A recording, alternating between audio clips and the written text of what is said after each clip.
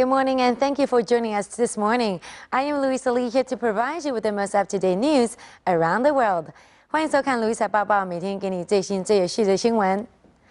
While a private delegation of South Koreans is in the north, paying their respects and expressing condolences over the death of the North Korean leader Kim Jong-il, protesters in the south are on the street voicing their opposition against their communist regime, which places the younger Kim as the next ruler without question. 金正日过世之后 ，South Korea 团体抗议不断，现在又出来抗议金正恩的政权。 South Korean protesters denounce the North Korean regime as they hack into the flag of their reclusive neighbour. They're protesting against the hereditary power succession, which will see the late leader Kim Jong-il replaced by his son Kim Jong-un. Hereditary succession by Kim Jong-un is nonsense. World history has no such case of hereditary succession of 3 generations. Kim Jong-un's communist regime would definitely be overthrown sooner or later by our North Korean brothers, just like those in the Middle East countries were toppled by the Jasmine's movements. Kim Jong-un has been appointed successor, but it is likely he will share power with senior officials, including his aunt and uncle. Protesters also denounced South Korea's pro-North groups who have been seeking to visit the North to mourn Kim Jong-il. The protest comes as 2 groups, one delegation led by the widow of South Korea's former president Kim Dae-jung and another from the Hyundai business group, have already crossed the border to pay their respects. And now to a quick update about the situation in the Philippines. The death toll continues to rise as we speak. Typhoon Washi has so far taken the lives of more than 1,200 people, with more dead bodies washing ashore over the weekend. 60,000 residents have been left homeless after villages were completely wiped out by one of the worst storms in the country, which struck the southern region over a week ago.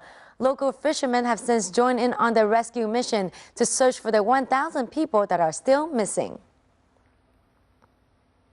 And now to other news, it may be more than just a craving they're having. The latest finding has concluded that the relationship between a mother and her child can significantly impact that kid's eating behavior and his or her pen size later down the road, meaning that those who share a close bond with their mother have a slimmer chance of becoming obese.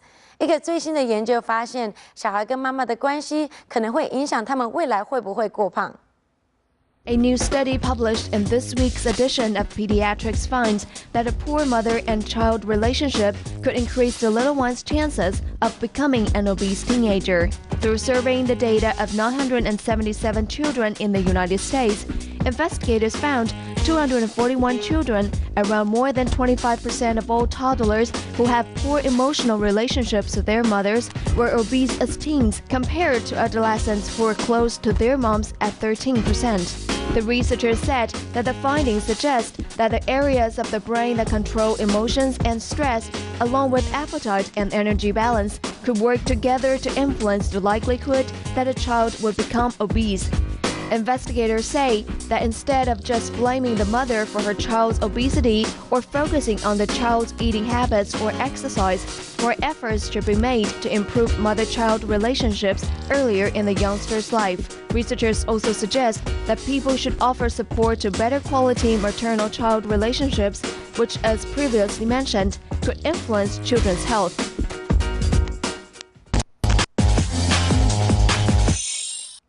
And now to entertainment news. We are to experience the intense and unfortunate love story of the 2 characters from the classic novel Wuthering Heights once again. Brought on the big screen by director Andrea Arnold, the new adaptation of their masterpiece is slated for release this Friday. 由 Emily Bronte 经典小说改编的 Wuthering Heights 这个礼拜要上映了，我们一起来看看吧。 Despite having deep affection for one another, the relationship between Kathy and Heathcliff are doomed from the first day. Forced by prejudice within the society to live their lives apart, their dramatic relationship eventually turns destructive. Based on the classic novel of the same title by Emily Bronte, the new adaptation of Wuthering Heights takes us into the world of love, jealousy and revenge in a raw manner, where the characters who seek to harm others end up hurting themselves.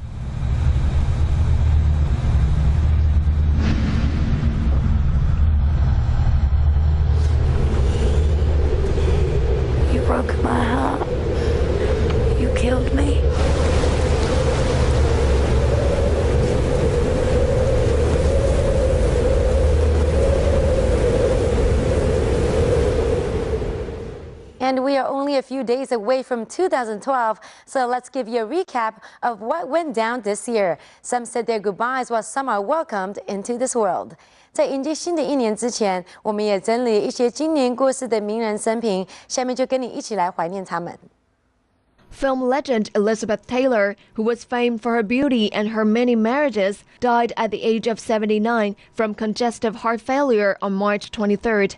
Her charitable efforts, including the Elizabeth Taylor AIDS Foundation, have continued even after her death. Her valuable jewelry was sold for a shattered record of nearly $116 million, with proceeds from the auction going to those affected by AIDS. Apple co-founder and former CEO Steve Jobs, counted among the greatest American CEOs of his generation, died due to complications from pancreatic cancer on October 5th at the age of 56. As a pioneer in the personal computer industry, Jobs not only changed the way people think about technology, but also changed the way people live. Amy Winehouse, the Grammy Award-winning singer and songwriter, died on July 23rd at the age of 27 from alcohol overdose. She was best known for her beehive hairstyle and distinctive soulful voice. Amy Winehouse was greatly remembered by her fans as her posthumous album Lioness Hidden Treasures topped the UK charts immediately after it was released earlier this month. Best known for his performance in the title role of TV series Spartacus, Blood and Sand, actor Andy Whitfield died at the age of 39 in Sydney, Australia, due to non-Hodgkin lymphoma. However, despite the losses, we also saw new hopes of life as Hollywood couples embraced several cute newborns last year. David and Victoria Beckham welcomed a new baby girl into the world, adding a daughter to the 3 sons they already have in their growing family.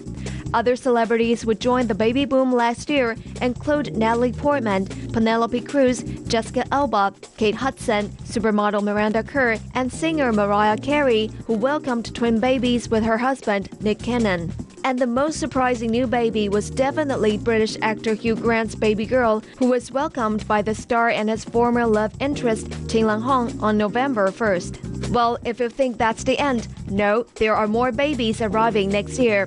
Superstar Beyoncé, who revealed her pregnancy at the MTV Video Music Awards in August, is expecting her first child with her husband Jay-Z in mid-2012. Iron Man star Robert Downey Jr. and his wife Susan are expecting their first child together, due in February, while Hollywood star Bruce Willis and his wife Emma Hemming are also expecting their first child, due early in 2012. And not to leave actor Robert De Niro out, he also has some good news. He welcomed his baby daughter earlier last week with his wife, and congratulations to him. And that's it for today's edition. I am Louisa Lee, and we'll see you back here tomorrow, same time, same place. Meanwhile, stay with CTS for more news you need.